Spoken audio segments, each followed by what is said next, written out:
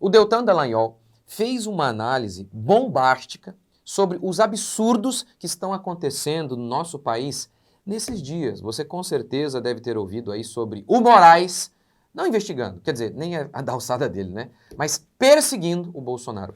Só que o Deltan é um especialista na área e ele falou de uma maneira tão simples e mostra os abusos que estão acontecendo no nosso país. E como ele disse de uma maneira simples, eu acredito que qualquer um de nós consiga compreender. Eu estou falando isso porque muitas vezes vem com termos muito do juridiquês e a gente não consegue compreender. Mas eu acredito que ele falou de uma maneira simples e vou tentar ainda comentar um pouquinho sobre o que ele falou para você ter noção. É um absurdo o que está acontecendo. Então, curta, comente, se inscreva. Bora para mais um vídeo. Vamos lá. Então, deixa eu colocar aqui. Vamos ver.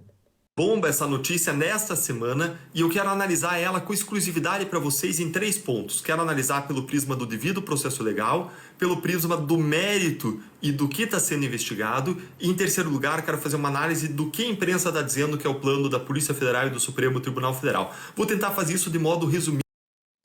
Vamos lá. Gente, como eu falei, muitas e muitas vezes a gente não consegue compreender corretamente as coisas porque falam um termo que não é do nosso habitat natural. É o juridiquês. Mas eu acho que ele falou de uma maneira simples. E mesmo assim, eu vou tentar interromper aqui algumas boas vezes. Porque eu já acho que está simples, mas para deixar mais simples ainda para você ver. Puxa, que absurdo que está acontecendo. Então, memoriza esses 3 pontos aí que ele acabou de falar. Então ele vai analisar isso aqui, essa notícia. Bolsonaro e aliados são alvos de operação da PF nas investigações do 8 de janeiro de 2023, que teria acontecido golpe de Estado. Enfim, e aí ele fala assim, ó, vou analisar isso com base em 3 perspectivas aí. Primeiro, o devido processo legal. O mérito do que está sendo investigado. Terceiro, o que a imprensa está dizendo que é o plano da polícia e do Supremo. E aí ele vai falar um por um e a gente vai comentando aqui e eu tenho certeza que você vai conseguir entender. Vamos lá. E sucinto. Em primeiro ponto, devido ao processo legal. A gente já apontou que essa investigação tinha uma série de falhas. Foi instaurada de ofício pelo Supremo Tribunal Federal, sem distribuição, dirigida para um ministro. Esse ministro com 2 investigações. Agora tem algumas coisas que foram agravadas a partir da decisão de ontem. Uma das coisas que foram agravadas é o fato de que o juiz, o julgador, quem está conduzindo até indevidamente esse caso, deveria ter sido o Ministério Público, mas quem está atuando como julgador é o ministro Alexandre de Moraes, que, segundo o plano de golpe que seria realizado, que foi revelado ontem, seria preso no plano de golpe. Ou seja, mais ainda a vítima. Isso mostra, escancara. Vamos lá, vamos por partes aqui. Por que é importante isso que ele está falando, né? Em resumo, o Moraes, ele orquestrou, oficiou, falou, vamos investigar. Não é da alçada deles. E vai investigar, ele é o juiz, ele é a vítima. Para você entender, devido processo legal, o que é isso? Isso é para que o indivíduo não seja julgado como na favela, lá pelo tribunal do crime. Ou seja, o devido processo legal é para que o indivíduo não seja julgado injustamente.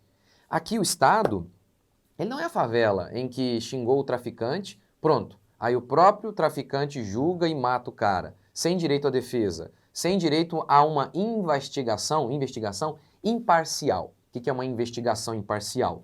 Ou seja, que alguém não está tomando partido. Agora, vejamos. Eu sou o juiz e eu sou a vítima e eu estou julgando esse cara aqui. Você acha que... Poxa, você está de sacanagem. É absurdo. É isso que está acontecendo. É isso que está acontecendo. Então, eu sou o juiz e eu sou a vítima e eu vou julgar de maneira imparcial? Hã? Olha que loucura, gente. É um absurdo. É um absurdo. Ou seja, não há o devido processo legal. Não há o devido processo legal. Então, na favela, não tem processo legal. Olhou torto para o traficante, morte. O processo legal é justamente para que o aparato estatal, ou seja, a máquina pública, ela seja restringida. O processo legal é para que os aparatos do Estado existam para que as pessoas sejam julgadas justamente, protegendo-as, assim, daqueles que querem usar o poder do Estado, da polícia, da cadeia, para nos perseguir. O processo legal é apenas uma maneira para falar sobre restringir ditadura. Restringir abuso de poder. Um exemplo bem simples, vai. Você deve lembrar. Paulo. Lembra do apóstolo Paulo? Ele foi bater em Paulo, e aí, porque disseram, lá, tá atrapalhando aqui o nosso negócio aqui, não sei o que lá. Pum, bateram em Paulo e jogaram na cadeia. Lá em Filipenses, lembra? Ele estava pregando lá na cidade de Filipo. Ele expulsa o demônio de uma mulher, e essa mulher tinha um espírito de adivinhação e dava muito lucro para os seus empresários, seus donos. Paulo expulsa o demônio da mulher, pronto, acabou a mamata daquela galera. Então eles batem em Paulo e acusam Paulo. Paulo está pregando contra os nossos costumes romanos. Era mentira. Mas bateram em Paulo e prenderam Paulo. Aí depois é que foram julgar. Ou melhor, investigar, analisar o caso. Então, isso aqui é um exemplo de que não houve processo legal. Simplesmente se utilizaram da máquina estatal para perseguir alguém que estava colocando em risco o negócio deles. Que era, no caso ali dos donos da mulher endemoniada, o dinheirinho que eles ganhavam com as adivinhações dela. Então, olha o que o Deltan está falando aqui. A investigação foi instaurada de ofício pelo Supremo. Peraí. Agora o Supremo também investiga, olha que coisa. Ele não julga mais. Olha o negócio. E aí ele diz aqui, né, que conduziu indevidamente. Indevidamente. É um negócio assim absurdo. O Deltan diz, né, eles não têm competência para isso. E falou também que acho que ele vai falar disso ainda daqui a pouquinho, não reparei se ele já falou, sobre ninguém ali dos investigados tem foro privilegiado. Ou seja, não é da alçada do Supremo julgar essas pessoas. Quando a gente vê essas coisas, a gente lembra daqueles períodos monárquicos, em que da França absolutista, em que o rei governava de maneira absoluta, fazia o que queria. Quer dizer, e é interessante porque no livro Pureza Fatal, por exemplo, que narra um pouco dessa história, tendo como foco Robespierre, que era o líder da Revolução Francesa, que foi o líder da Revolução Francesa, o que a gente vê é que muitos historiadores dizem o seguinte, até na monarquia absolutista, o rei tinha ele governava em tese de maneira absoluta, mas tinha lá algumas forças ali, e a gente sente hoje, parece que não tem, parece que tem um cara lá governando sozinho. E olha que coisa interessante, uma das coisas que levou à Revolução Francesa, tinha lá chamado lá lettres de quête, a pronúncia não é bem essa não, porque é em francês, enfim, que na realidade era o quê? Uma carta emitida para prender alguém sem julgamento. Os nobres costumavam obter esse privilégio, essas cartas, para eliminar qualquer pessoa que era um estorvo para ele. Por exemplo, tinha um soldado chamado Dupont que ele reclamava a sua herança por parte de um tio rico. Mas como a família dele não queria ouvi-lo, porque não queria dividir a herança, o que eles fizeram? Conseguiram uma tal dessa carta aí. E aí, por meio dessa carta, muitos inocentes se tornaram encarcerados em prisões como a Bastilha. Ou seja, o processo legal é simplesmente isso aí, esse recurso de um Estado democrático de direito, um sistema, para que as pessoas sejam julgadas corretamente e não perseguidas pelo Estado. Porque o Estado, os homens no poder, eles têm o poder e podem se utilizar disso para nos perseguir. Portanto, o processo legal é para restringir esse poder do Estado, restringir os homens que estão lá no Estado, restringi-los para que eles não abusem do poder. E aí ele está dizendo, não tem o devido processo legal. Ele instaurou a investigação, não podia, ele é a vítima e ele é o juiz. Olha que loucura, mas vamos continuar. O impedimento do ministro Alexandre de Moraes para estar atuando nesse caso. Para além disso, algo que foi agravado em termos de vícios de devido processo legal, vícios formais, é o fato de que o juiz, o julgador Alexandre de Moraes, ele determinou que os advogados dos investigados e réus não conversem entre si. Essa é uma decisão meio teratológica. Imagine lá dois advogados que são amigos, que se encontram socialmente, que são vizinhos, não vão mais poder conversar? Como que o ministro Alexandre de Moraes vai fiscalizar? Tá vendo? Os advogados dos réus, quer dizer, daqueles que estão sendo investigados, não sei se aí já pode considerar réu, acho que não, né? Mas enfim, os advogados não podem conversar, como é que ele vai investigar? Gente, olha o nível! Parece União Soviética, gente, que isso, que absurdo! Fiscalizar isso. E qual seria a punição se não existe punição para isso no nosso direito? Até a OAB, que estava meio parada, começou a se mexer em razão disso.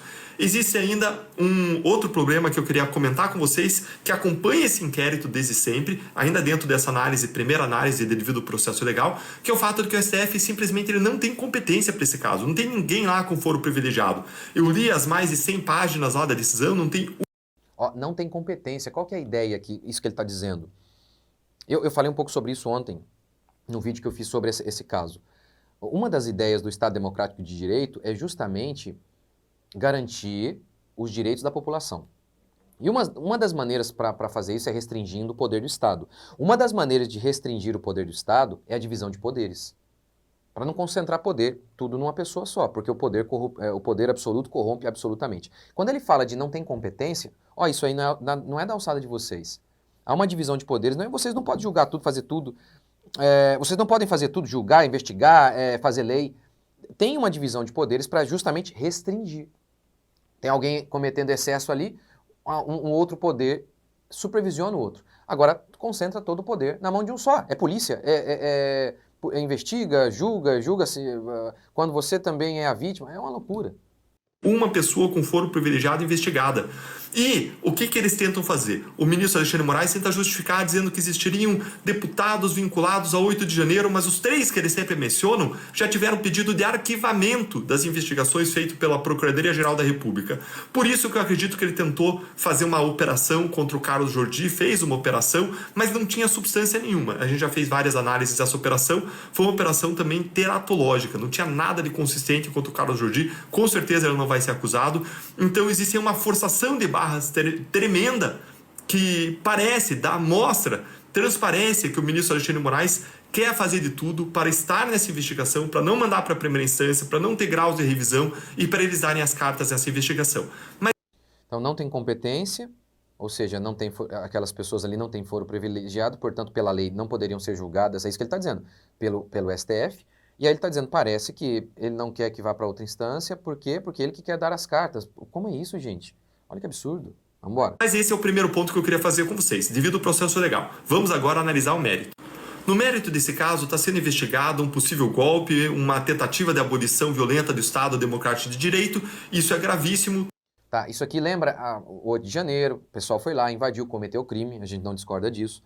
Mas foi uma tentativa de golpe de Estado, como? Não tinha nem arma, com Bíblia na mão, com crucifixo, pelo amor de Deus, gente. E ele vai falar isso, né? Teve crime ali, mas não o crime de um golpe de Estado. Todos os fatos devem ser investigados, os responsáveis punidos de acordo com a lei. Mas não é a lei que o Supremo Tribunal Federal está aplicando. E eu vou dar um exemplo para vocês. Existe uma divisão no direito penal, quando você analisa um crime, o caminho do crime, desde a pessoa pensar que vai cometer o crime a primeira vez até ele ser executado, é chamado de caminho do crime, ou, para usar a expressão que é muito usada no direito penal, iter criminis, vem aí do latim. O roteiro, o caminho do crime. Esse caminho do crime é dividido em 3 etapas. Cogitação, que é primeiro quando você cogita o crime que vai ser realizado. Em segundo lugar, preparação. Primeiro, então, a pessoa pensa, vou matar o meu inimigo. Em segundo lugar, vem a preparação. A preparação, ele vai e compra uma arma de fogo para matar o inimigo. Em terceiro lugar, a execução. Ele vai dar 10 tiros no inimigo. Então, vamos lá. Eu sei, vamos lá para ser bem didático, ele já está sendo super didático, mas ele está dizendo, olha, como que a gente vai punir alguém? A gente pune por quê? Aí ele fala, ó, tem um caminho do crime. Primeiro, cogitar. Você pensa, eu quero matar fulano. Você pensou.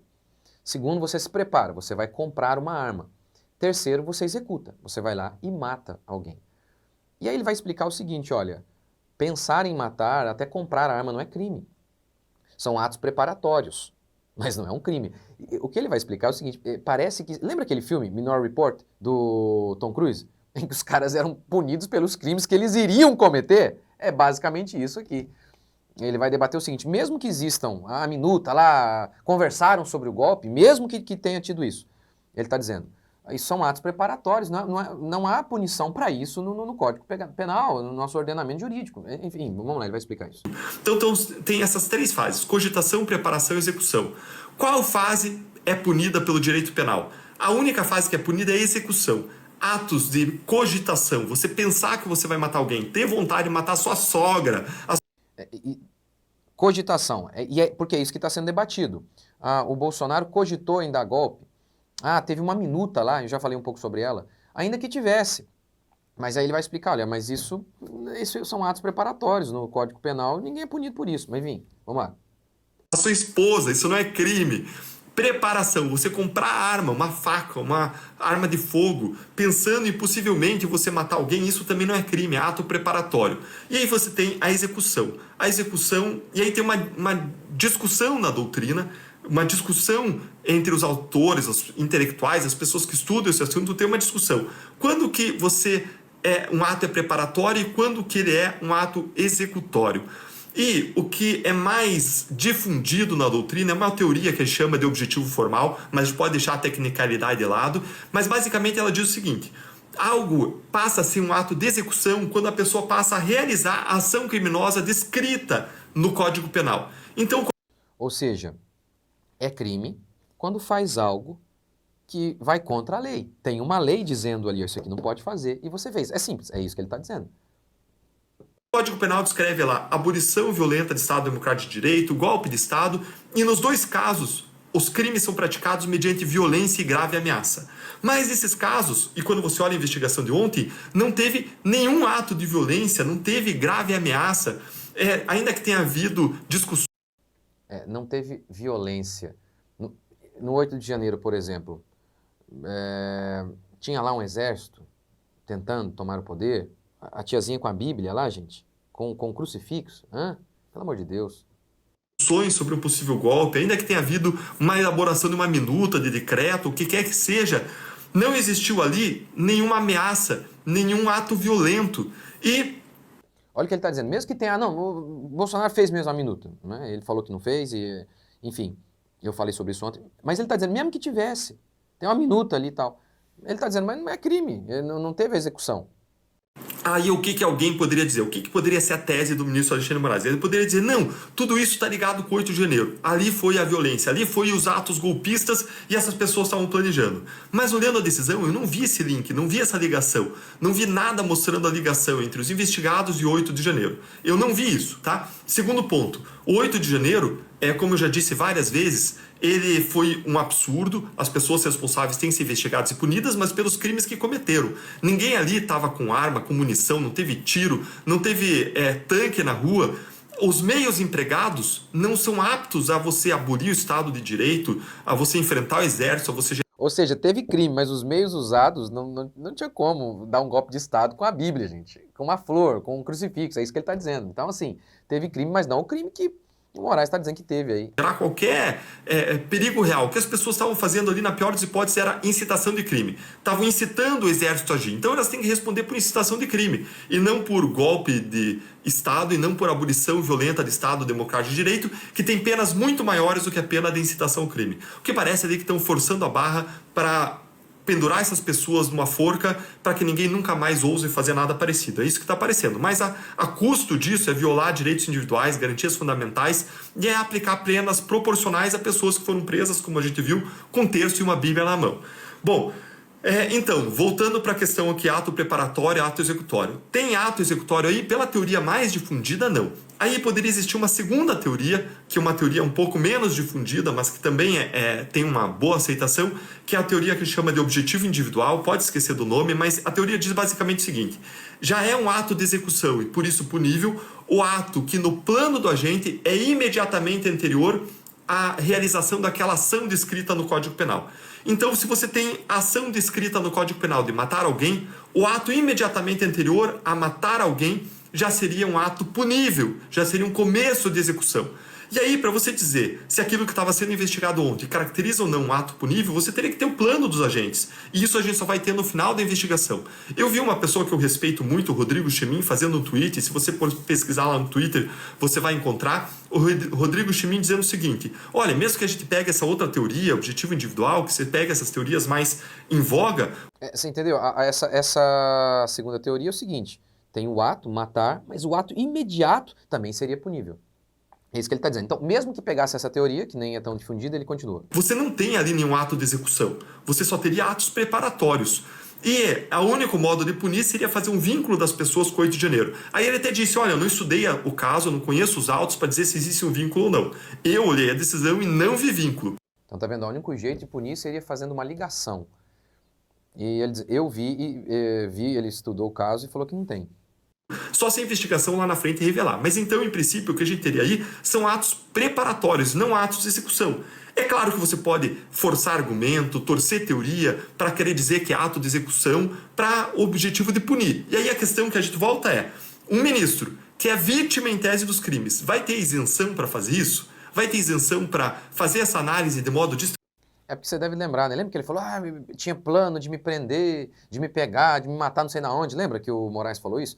Aí ele está dizendo, tá, mesmo que tivesse aí o ato preparatório fosse considerado crime e tal, mas aí a própria vítima vai julgar, poxa, isso não quebra o devido processo legal. de modo adequado?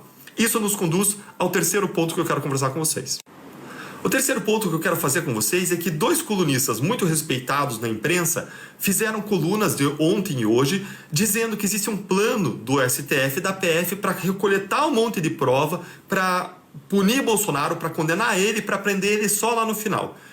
Há um plano da PF, diz ele, um plano, de acordo com os jornalistas, há um plano da PF e do Supremo para coletar provas e prender o Bolsonaro. E do modo como eles escreveram ali, existe um plano para prender Bolsonaro. Não é um plano para investigar, para ver se ele é culpado ou não, é um plano para prender ele, inclusive para evitar que ele possa voltar ao cenário político e disputar eleições. Então existe um plano com esse objetivo. Agora vejam, gente, não faz sentido isso. Você investiga sem uma predisposição de absolver ou de condenar. Você investiga, coleta evidências e aí você vai chegar à conclusão para qual as evidências apontam, para qual o rastro probatório aponta. Você não pode predizer que uma pessoa é condenada ou que a pessoa é inocente, mas é o que está acontecendo nesse caso. Tudo indica que existe uma predisposição do STF e da PF para que Bolsonaro seja acusado, condenado, preso e afastado do ambiente. Enfim, olha que coisa, né? Ele está dizendo, olha, não há um plano para investigar, há um plano para prender. Tinha um cara que era chefe de polícia da Polícia Secreta da União Soviética durante o governo do Joseph Stalin, Lavrentiy Beria, alguma coisa assim. Ele se gabava de poder provar uma conduta criminosa contra qualquer pessoa. Ele dizia o seguinte, mostre-me o homem e eu lhe mostrarei o crime. É claro que a gente fica pensando, parecendo a polícia de Stalin isso aqui, a polícia soviética que perseguia aqueles que eram contrários a eles. Então, gente, assim, é um absurdo o que está acontecendo, e o Deltan explicou de maneira bem clara. Então, mais uma vez, o devido processo legal, o Estado democrático de direito, tudo isso aí é simplesmente aquilo que foi construído ao longo da história ocidental para coibir abusos, para restringir o poder do Estado. A máquina pública, a polícia, a cadeia, as leis, podem ser utilizados, não podem ser utilizados para perseguir inimigos políticos. Então, assim, diante de muitas lutas, muito sangue, muitas lágrimas no Ocidente, foi se construindo esse guarda-chuva, processo legal, por exemplo, para nos proteger desses abusos. E quando a gente vê esses desrespeitos, não tem como a gente não lembrar daquele tribunal do terror lá da Revolução Francesa, que julgava de maneira arbitrária, daqueles tribunais lá na favela, em que os traficantes são, sem o devido processo legal, vão executando aqueles que são seus inimigos. Enfim, é coisa que a gente... É um negócio assim totalmente absurdo. É a volta lá das monarquias absolutistas e, como eu disse para vocês, acho que nem nas monarquias absolutistas, que o rei governava de maneira absoluta, o rei não governava de maneira tão absoluta como a gente está vendo acontecer aqui, esse governo absoluto aí do STF. Então é um absurdo e é fundamental que a gente entenda essas coisas e esses termos, processo legal, devido processo legal, não é juridiquês. Não é não. É a construção de anos, de séculos e séculos de construção de um ambiente de segurança jurídica, de um ambiente de proteção ao povo. Proteção ao povo. Mas quando se quebra tudo isso, a gente sente que está lá na monarquia absolutista ou então na favela, em que mexeu com alguém poderoso, não tem devido processo legal, nada não. Será perseguido e morto.